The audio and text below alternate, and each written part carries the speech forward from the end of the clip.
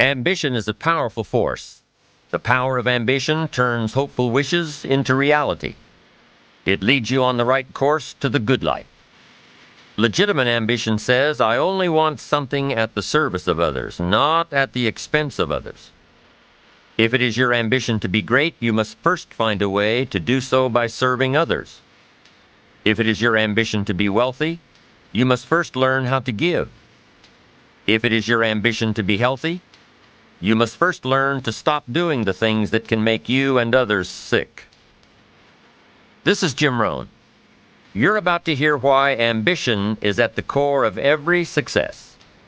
I encourage you to listen well and take notes on the information that is relevant to you. But remember, this is only the beginning. The insights you will learn from this program are seeds that have the capacity to lead to extraordinary achievement. My hope is that you will cultivate these ideas with your own imagination and creativity. Water them with your faith. Intensify them with your activity so that they will grow and bear fruit. I'm always intrigued with the challenge of trying to put into words the ideas that can make a difference in a person's life. And now I have the pleasure of sharing these ideas with you. For more than 30 years, Jim Rohn has focused on the fundamentals of human behavior that lead to exceptional personal and business performance. And he has established an unparalleled reputation as a dynamic and memorable speaker. The power behind his message is not just in what you learn by listening, but in what you feel. For that reason, he is uniquely qualified to present The Power of Ambition. In this program, Jim will guide you to the true source of ambition, the one that resides within yourself. His inspirational approach will help you develop your inner motivation and drive, and you'll discover the insights and strategies that can bring you to the highest levels of achievement. So let's rejoin Jim now and learn how you can harness the power of your own personal ambition.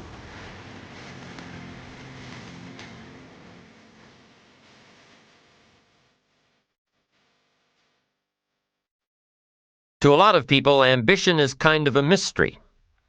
The dictionary says it's an eager desire for distinction, power, or fame. But what does that really mean? Well, let's start with the word eager. All by itself, eager is kind of exciting. Kids are eager for their birthday parties. They expect to be the center of attention, get lots of presents, eat too much. I guess grown-ups are eager for birthdays too. Unless, of course, they're embarrassed that the number of candles on the cake outnumber their achievements.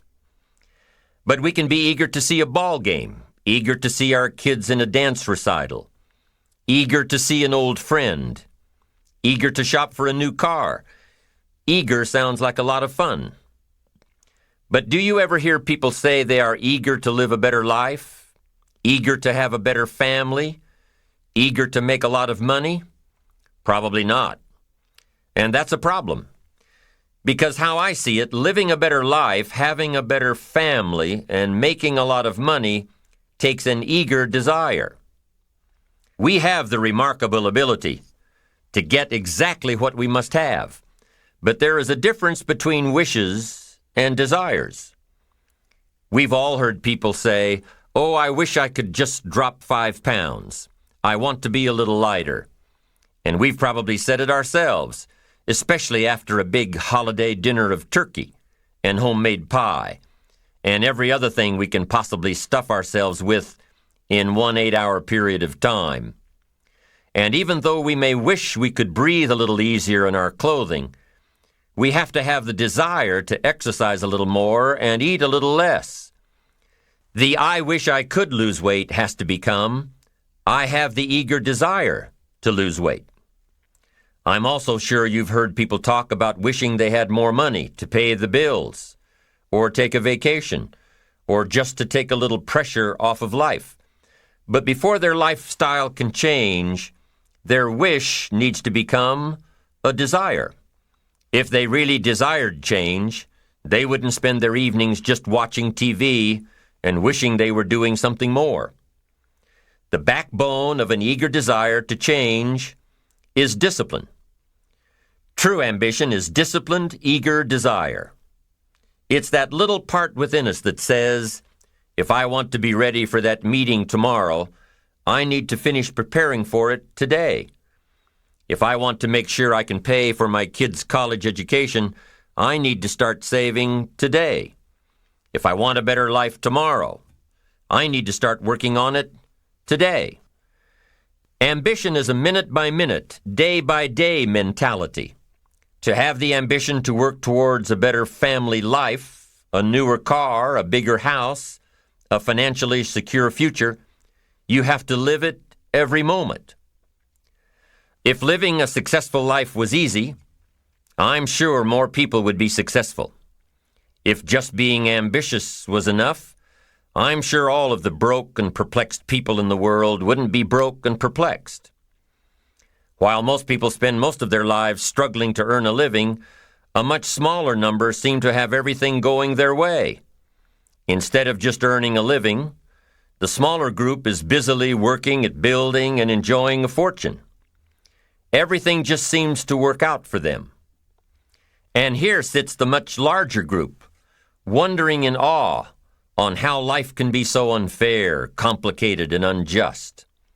So what's the major difference between the little group with so much and the larger group with so little? Despite all the factors that affect our lives, like the kind of parents we have, the schools we attended, the part of the country we grew up in, none has as much potential power for doing good as the ability to dream. Dreams are a projection of the kind of life we want to lead. Dreams can drive you. Dreams can make you skip over obstacles. When we allow our dreams to pull us, they unleash a creative force that can overpower everything in our way. To unleash this power, though, your dreams must be well defined. A fuzzy future has little pull power. Well-defined dreams are not fuzzy. Wishes are fuzzy.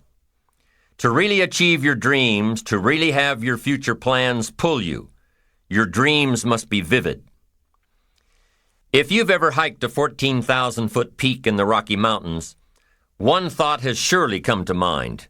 How did the settlers of this country do it? How did they get from the East Coast to the West Coast? By foot. Carrying one day's supply of food and water is hard enough. Can you imagine hauling all of your worldly goods with you? Mile after mile, day after day, month after month? These people had dreams, big ones. They had ambition.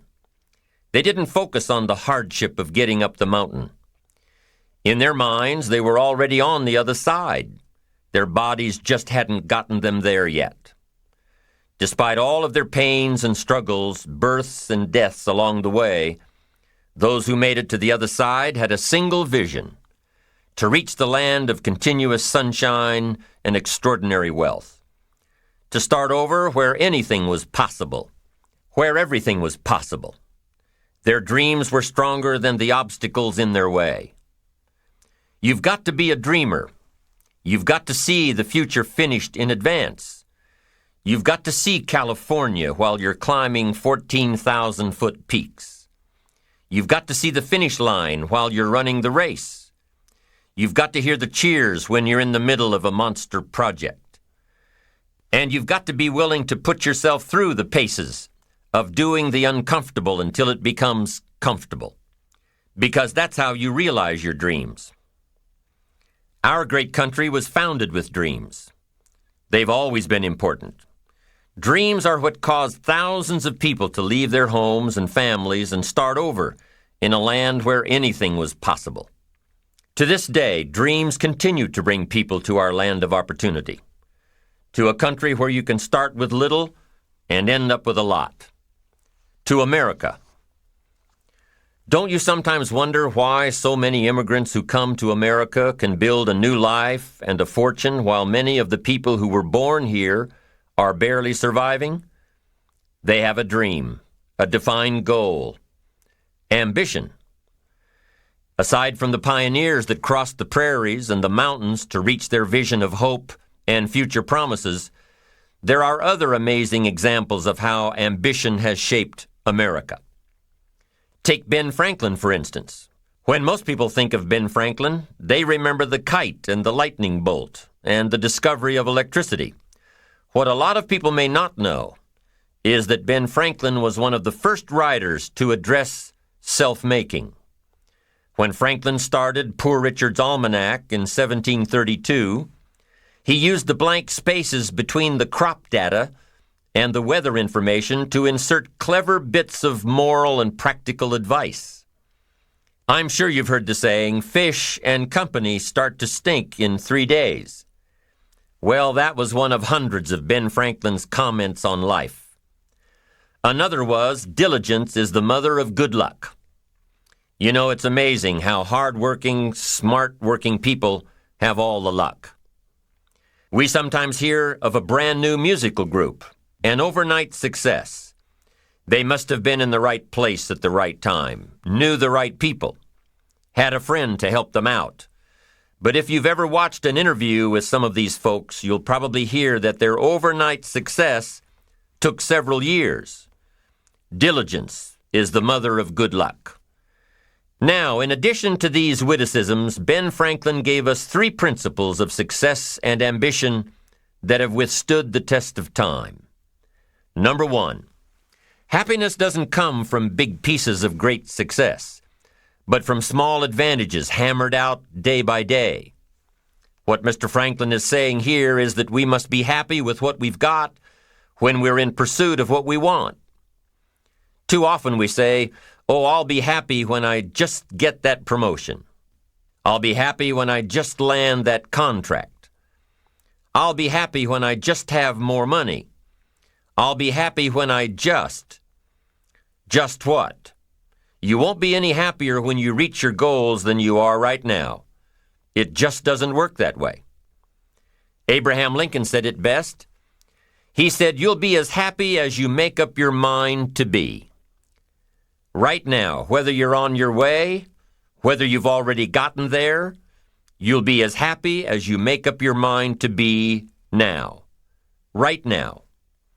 Being happy on the way doesn't mean you can't aim for great things.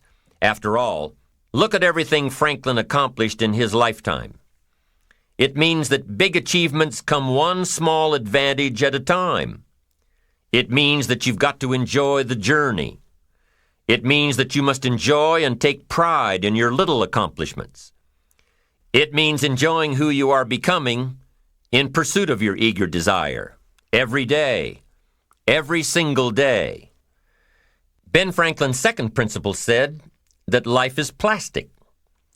Within each of us is the power to mold ourselves and mold our environment.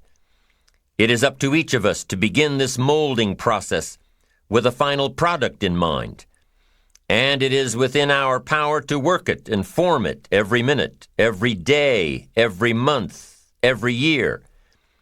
By using your mind and your abilities and your attitude to work a little each day on molding your life, you'll soon see how magnificent your power is to gain those small advantages each day, the little steps it takes to build up to success.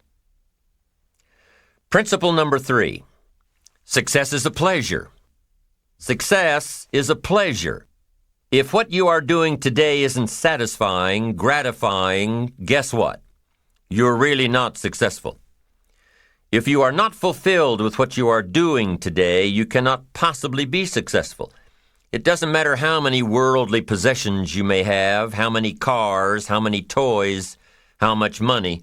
If you're not happy with your life as it is, you cannot be successful.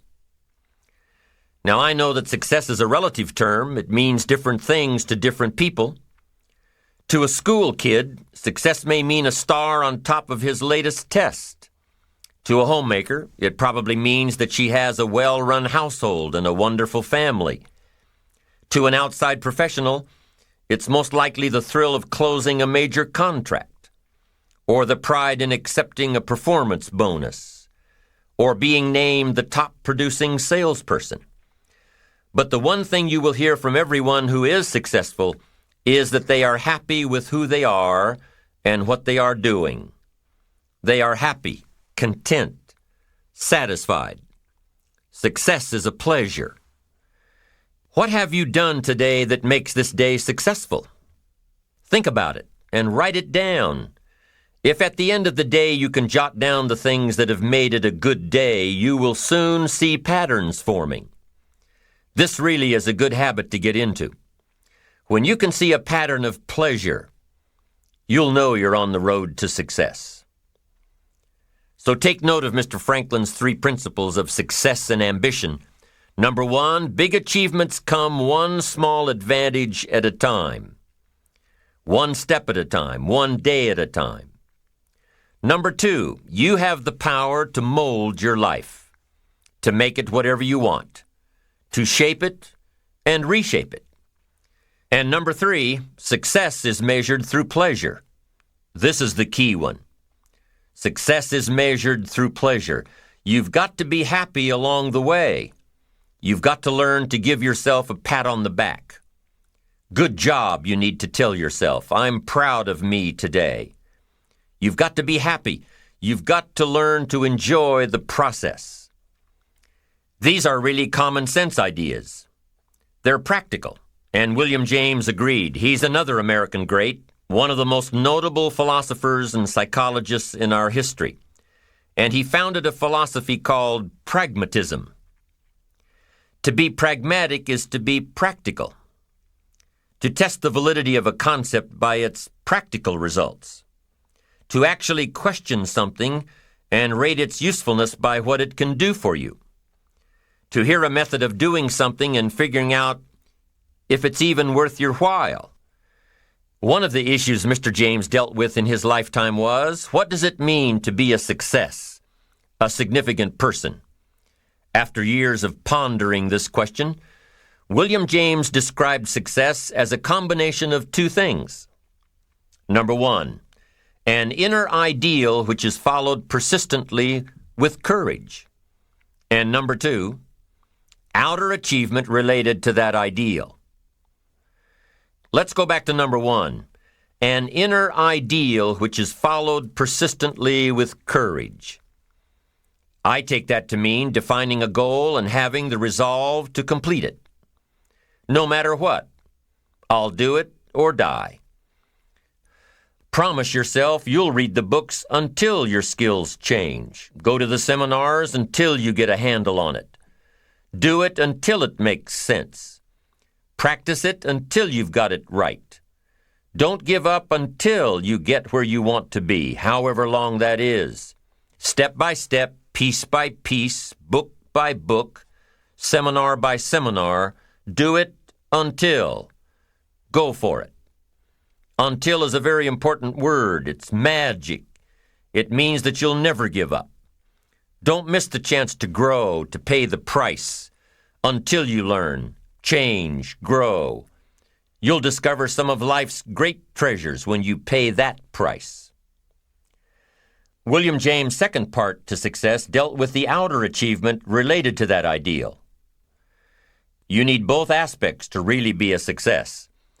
But what Dr. James realized about his philosophy of success was that the first part is indeed more important than the second. Going for it. As long as you're working toward your inner goal, your dream, then success is possible. But once you give up your inner vision, then you can never become successful. You never will become successful. Until doesn't even matter. Now, maybe the person who's been working on a project for 10 years can be successful in his own right, if he's honestly working toward it, doing everything to make himself worthy of reaching the dream, really happy with where he is, doing it until. Then maybe he is a success. It's a personal thing, going for it one step at a time. Going for small accomplishments along the way for however long it takes. So let's think about this for a moment. What outside evidence or results or proof can be seen when you accomplish your goals one step at a time? You'll start to see things change around you, little things, not major things, but little everyday things, things you may not even notice unless you are paying attention. If you're one of those who'd rather stay up late and get up late, only to discover that your workplace doesn't fit your schedule, and you roll out of bed cursing the alarm clock every morning, maybe you could start with the little change of going to bed half an hour earlier than normal. And maybe you'll see, in time of course, you can't train your body overnight, maybe you'll find out that you jump out of bed in a better mood, and that your day will start better, and that you'll get more done, and that the people around you that caused you problems aren't so hard to work with after all. It all starts by making one little change and adding to it every day. You see, you can't change what's going on around you without first changing what's going on within you. Start changing how you look at mornings, and sure enough, people will start changing how they look at you. When you start changing how you think, how you act, how you treat others, how you treat yourself, when you start responding instead of reacting to life, life will start responding to you. I'm telling you that you can do it with your lifestyle. You can do it with your sales career. You can do it with your management career. You can do it with any part of your life. If you are looking for equities unmatched, don't curse the only thing you have: seed and soil, sunshine and rain, miracle and seasons.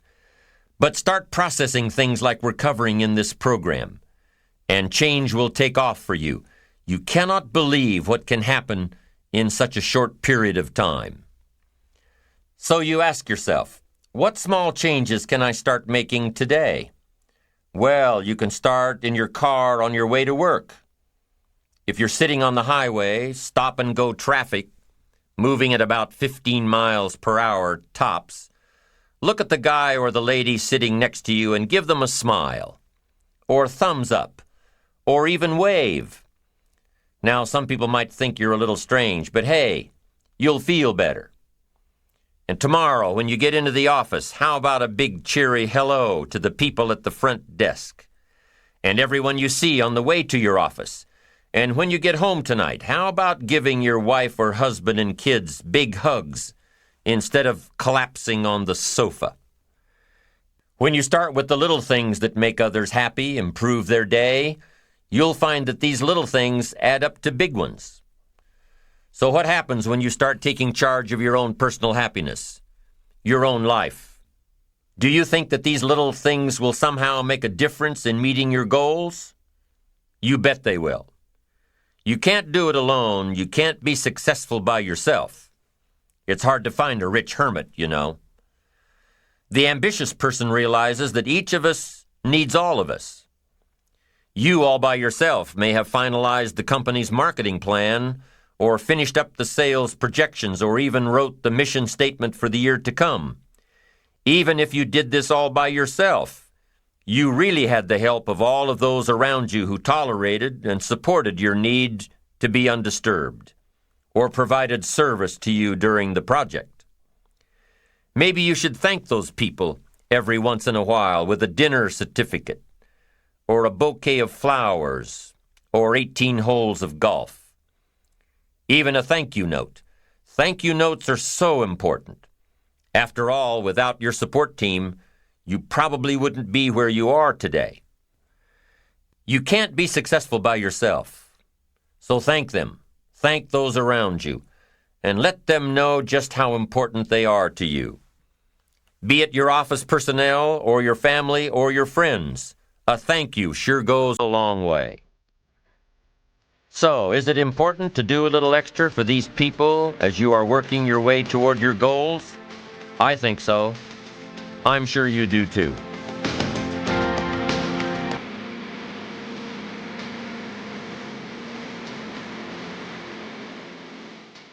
Once you've decided that you're going to set sail, go for it, and let loose on your new charted course. You don't have to worry about the winds that will most certainly blow around you, the obstacles, the negativity that will stand in your way. You don't have to worry about what other people will say. You just have to keep your mind on your course.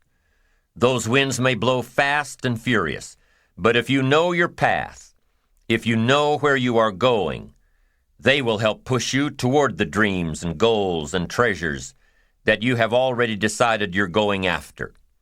Your goals will push you forward, ahead of the stormy weather.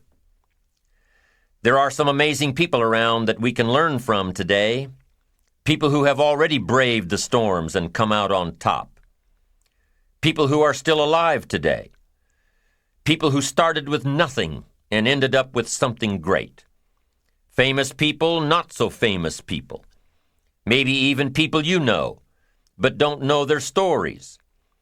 People who had an early vision and ambition. People who turned their focused dreams into the reality of success. One of my friends tells this story about her dad. She thinks he's cheap. She gives him a hard time every time they go to one of those all-you-can-eat places, because he eats all he can eat, until he can't move, until he needs to take something for indigestion. But she knows where he came from, his history, and understands just why he is the way he is. He eats all he can eat because he was raised in an orphanage, a place where you had to grab all you could or you'd be hungry. But the real story behind her father is that he made himself a millionaire with nothing more than a dream.